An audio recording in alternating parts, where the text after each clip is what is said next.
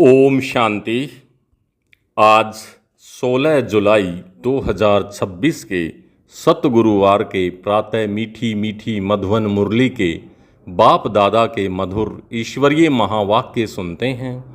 मीठे मीठे प्यारे प्यारे बाप दादा ने कहा, मीठे बच्चे, यह पुरुषोत्तम बनने का संगम युग है। इसमें कोई भी पाप कर्म नहीं करना है। प्रश्न है, संगम पर तुम बच्चे सबसे बड़ा पुण्य कौन सा करते हो? उत्तर है, स्वयं को बाप के हवाले कर देना, अर्थात संपूर्ण स्वाह हो जाना।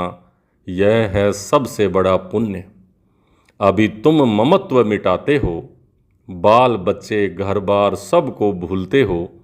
यही तुम्हारा वर्त है। आप मुए मर गई दुनिया।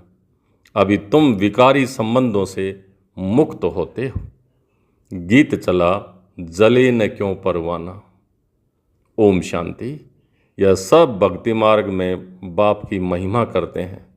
यह है परवानों की क्षमा के लिए महिमा। जबकि बाप आए हैं तो क्यों न जीते जी उनके बन जाएं। जीते जी कहा ही उनको जहाँ जाता है जो अडॉप्ट करते हैं।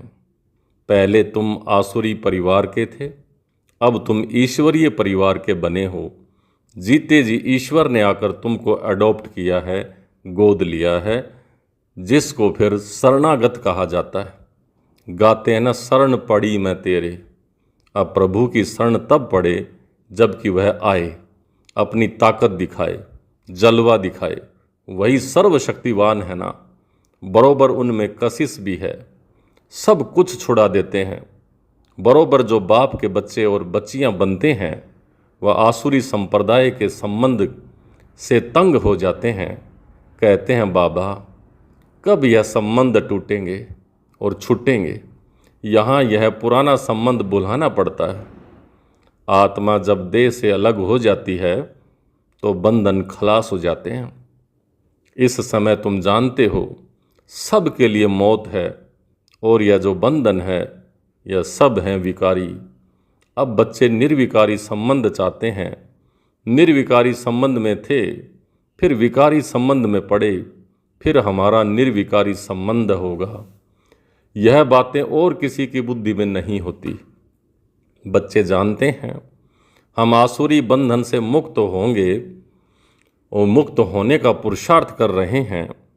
एक बाप से योग रखा जाता है। उस तरफ है एक रावण और इस तरफ है एक राम। यह बातें दुनिया नहीं जानती, कौन राम और कौन रावण। कहानियाँ बना रखी हैं। कहते भी हैं राम राज्य चाहिए, परंतु सारी दुनिया रावण राज्य में है। यह कोई समझते नहीं है। राम राज्य में तो पवित्रता, सुख, शांति थी। वह अब नहीं है, परंतु जो कहते हैं उसको महसूस नहीं करते हैं। गाया भी जाता है, यह आत्माएं सब सीताएं हैं। एक सीता की बात नहीं है, न एक अर्जुन की बात है, न एक द्रौपदी की बात है। यह तो अनेकों की बात है। दृष्टांत एक का देते हैं बस। तुमको भी कहा जाता है तुम सब अर्जुन मिसल हो। तुम कहेंगे अर्जुन तो यह भागीरथ हो गया। बाप कहते हैं मैं साधारण बूढ़े तन का यह रथ लेता हूँ। उन्होंने फिर चित्रों में घोड़ा गाड़ी दिखाया है। इसको अज्ञान कहा जाता है। बच्चे समझते हैं यह शास्त्र आदि जो भी हैं सब भक्ति मार्ग के हैं। यह बातें कोई समझ न सके जब तक 7 रोज समझने का कोर्स ना लें। भक्ति अलग है। ज्ञान, भक्ति और वैराग्य कहते हैं। वास्तव में सन्यासियों का वैराग्य कोई सच्चा नहीं है। वह तो जंगल में जाकर फिर आकर के शहरों में निवास कर बड़े बड़े मकान आदि, आश्रम आदि बनाते हैं। सिर्फ कहते हैं हमने घर बार छोड़ा है। तुम्हारा है सारी पुरानी दुनिया से वैराग्य। यथार्थ बात यह है, वह है हद की बात। इसलिए उनको हठयोग, हद का वैराग्य कहा जाता है। तुम बच्चे जानते हो यह पुरानी दुनिया अब खत्म होनी है, इसलिए ज़रूर इससे वैराग्य आना चाहिए। बुद्धि भी कहती है नया घर बनता है तो पुराने को तोड़ा जाता है। तुम जानते हो अभी तैयारी हो रही है। कलयुग के बाद फिर सतयुग जरूर आएगा।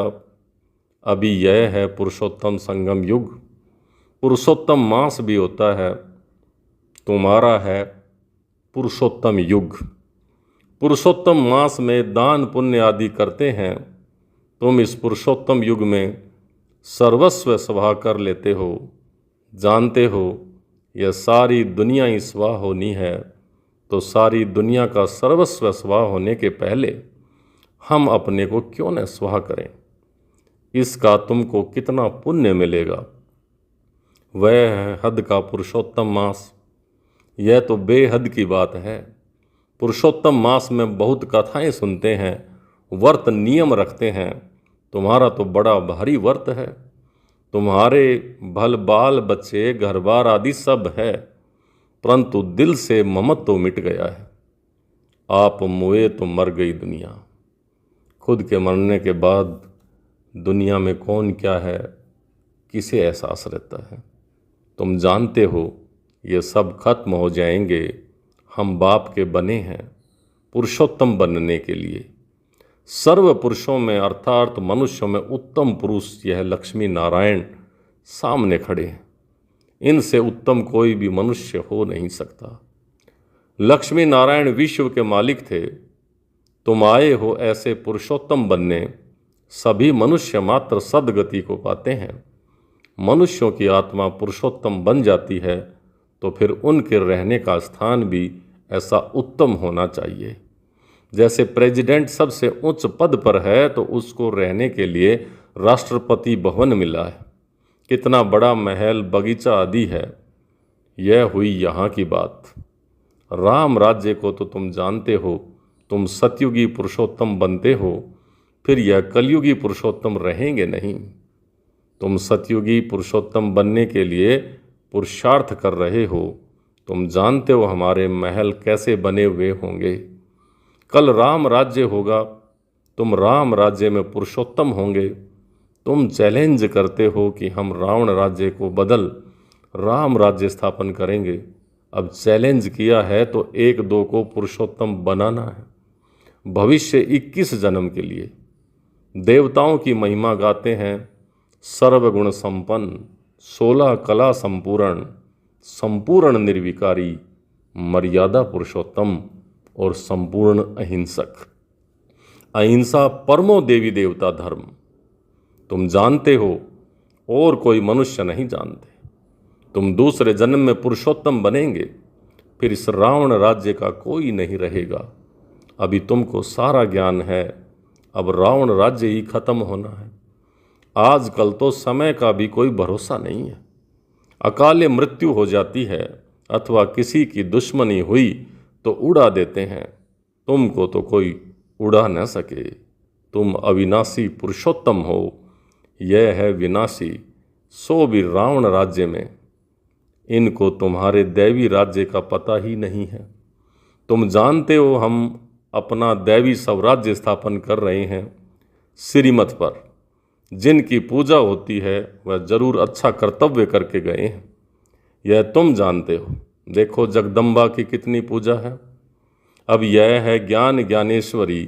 तुम जगदम्बा की बच्चियां हो। ज्ञान ज्ञानेश्वरी और राज राजेश्वरी, दोनों में उत्तम कौन। ज्ञान ज्ञानेश्वरी के पास जाकर अनेक प्रकार की मनोकामनाएं सुनाते हैं, अनेक चीज़ें मांगते हैं। जगदम्बा के मंदिर और लक्ष्मी नारायण के मंदिर में बहुत फर्क है। जगदम्बा का मंदिर बहुत छोटा है। छोटी जगह में भीड़ मनुष्य पसंद करते हैं। श्रीनाथ के मंदिर में भी बहुत भीड़ होती है। कपड़े का सोटा लगाते रहते हैं हटाने के लिए। कलकत्ते में काली का मंदिर कितना छोटा है। अंदर बहुत तेल और पानी रहता है। अंदर बड़ी खबरदारी से जाना पड़ता है। बहुत भीड़ रहती है। लक्ष्मी नारायण का मंदिर तो बहुत बड़ा होता है। जगदम्बा का छोटा क्यों। गरीब है ना, संगम युग की निशानी है। तो मंदिर भी गरीबी का है। वह साहूकार है लक्ष्मी नारायण, तो मंदिर भी, मंदिर में कब मेला नहीं लगता है और जगदम्बा के मंदिर पर बहुत मेले लगते हैं। क्योंकि लक्ष्मी नारायण के मंदिर में मेले इसलिए लगते क्योंकि वहाँ जनसंख्या कम है, लेकिन जगदम्बा सरस्वती इस समय की बात है और यहाँ सारी दुनिया में भीड़ है, इसलिए जगदम्बा के मंदिर में मेले लगते हैं, क्योंकि वो इस समय सबकी मनोकामनाएं पूर्ण करने वाली है। बाहर से बहुत लोग आते हैं। महालक्ष्मी का मंदिर भी है, यह भी तुम जानते हो। इसमें लक्ष्मी भी है तो नारायण भी है। उनसे सिर्फ धन मांगते हैं क्योंकि वह धनवान बनी है ना। यहाँ तो है अविनाशी ज्ञान रतन की, अविनाशी ज्ञान रतन अर्थात अविनाशी धन की बात।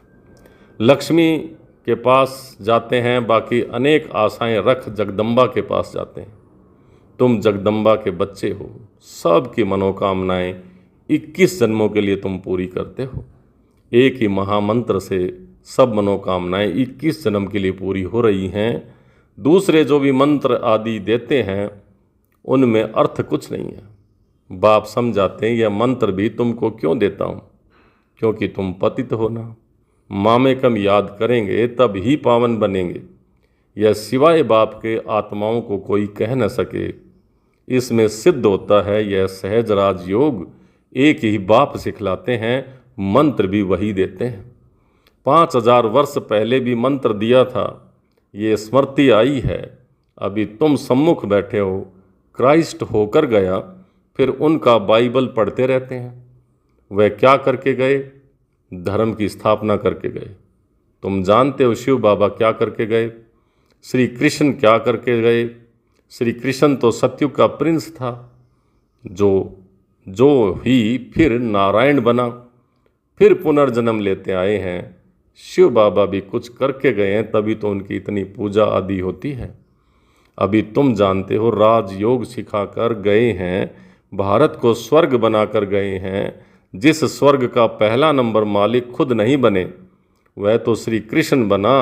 जरूर श्री कृष्ण की आत्मा को पढ़ाया, तुम समझ गए हो। श्री कृष्ण की वंशावली तुम बैठे हो। राजा रानी को माता पिता अन्नदाता कहते हैं ना। राजस्थान में भी राजा को अन्नदाता कहा जाता है। राजाओं की कितनी मान्यता होती है।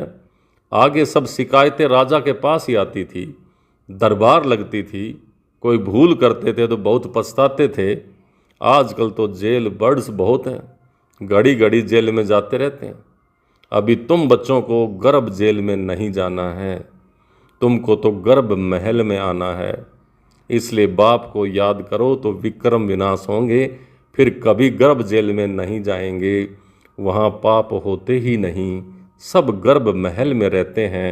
सिर्फ कम पुरुषार्थ के कारण कम पद पाते हैं। उच्च पद वालों को सुख भी बहुत रहता है। यहाँ तो सिर्फ 5 वर्ष के लिए गवर्नर प्रेसिडेंट मुकर्रर करते हैं। तुम समझा सकते हो कि भारत ही देवी राजस्थान बना। अभी तो न राजस्थान है और न राजा रानी है। आगे कोई गवर्नमेंट को पैसा देते थे तो महाराजा महारानी का टाइटल मिल जाता था। यहाँ तुम्हारी तो है पढ़ाई। राजा रानी का पढ़ाई से नहीं बनते हैं। तुम्हारी एम ऑब्जेक्ट है, इस पढ़ाई से तुम विश्व का महाराजा महारानी बनते हो। राजा रानी भी नहीं, महाराजा महारानी। राजा रानी का टाइटल त्रेता से शुरू होता है। तुम अभी ज्ञान ज्ञानेश्वरी बनते हो, फिर राज राजेश्वरी बनेंगे तो कौन बनाएंगे? ईश्वर। कैसे? राज योग और ज्ञान से। राजाई के लिए बाप को याद करना है। बाप तुमको स्वर्ग का मालिक बनाते हैं, यह तो बहुत सहज बात है ना। हेवन स्थापन करने वाला ही गॉड फादर है। हेवन में तो हेवन की स्थापना नहीं करेंगे ना। जरूर उन्हों को संगम पर ही यह पद मिलता है, इसलिए इसको सुहावना कल्याणकारी संगम युग कहा जाता है। बाप कितना बच्चों का कल्याण करते हैं, जो स्वर्ग का मालिक बनाते हैं। कहते भी हैं परम पिता परमात्मा नई दुनिया रचते हैं, परंतु उसमें कौन राज्य करते हैं यह किसी को भी पता नहीं। तुम समझते हो राम राज्य किसको कहा जाता है? उन्होंने तो राम राज्य को लाखों वर्ष दे दिए हैं, कलयुग को 40,000 वर्ष दे दिए हैं। बाप कहते हैं मैं आता ही संगम पर हूँ, आकर ब्रह्मा द्वारा विष्णुपुरी की स्थापना करता हूँ। सत्यनारायण की कथा भी यह है। सतयुग में तुम लक्ष्मी नारायण सर्वगुण संपन्न संपूर्ण निर्विकारी बनते हो। फिर कला कम होती जाती है। नया झाड़ तब कहा जाता है जबकि स्थापना होती है। नया मकान बनता है तो नया कहेंगे ना। तुम भी सतयुग में आएंगे तो नई राजधानी होगी।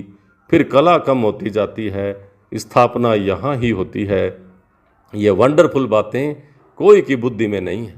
तो बाप ने समझाया है कि सभी आत्माओं के लिए यह युग पुरुषोत्तम बनने का युग है। जीवन मुक्ति को पुरुषोत्तम कहा जाता है, जीवन बंधन को तो पुरुषोत्तम नहीं कहेंगे। इस समय सब जीवन बंधन में हैं। बाप आकर सबको जीवन मुक्त बनाते हैं। तुम आधा कल्प जीवन मुक्त होंगे, फिर जीवन बंधन में आते हो। या तुम समझते हो तुम्हारा व्रत नियम क्या है।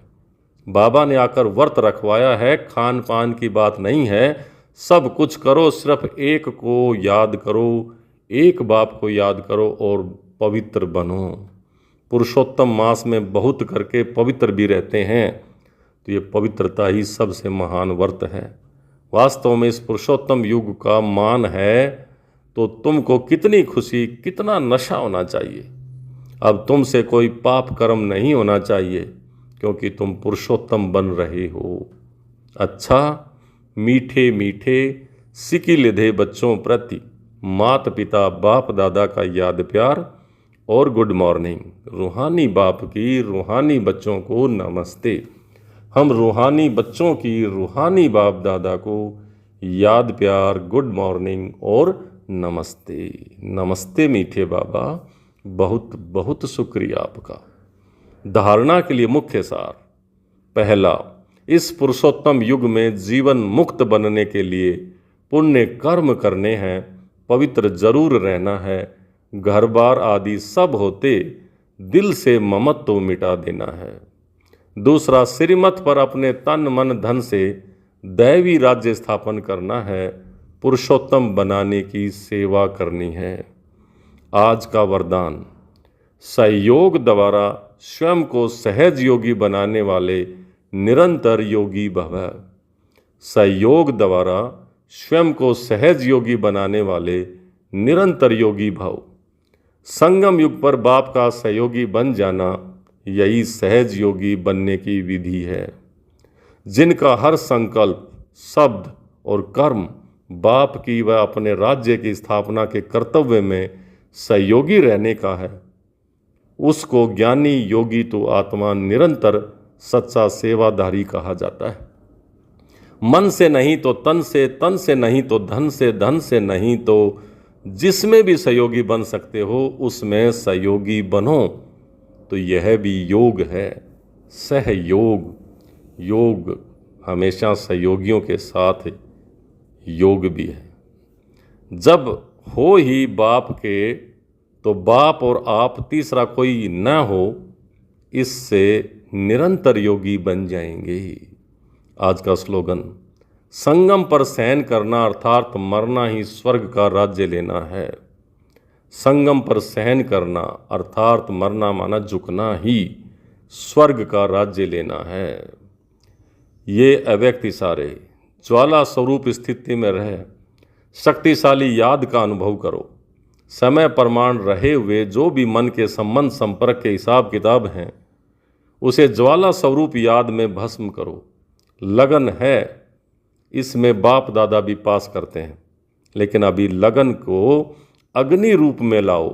विश्व में जो चारों ओर भ्रष्टाचार अत्याचार की अग्नि जल रही है, वह आप बच्चों के योग अग्नि से, ज्वाला रूप याद से समाप्त हो जाएगी। अच्छा, ओम शांति।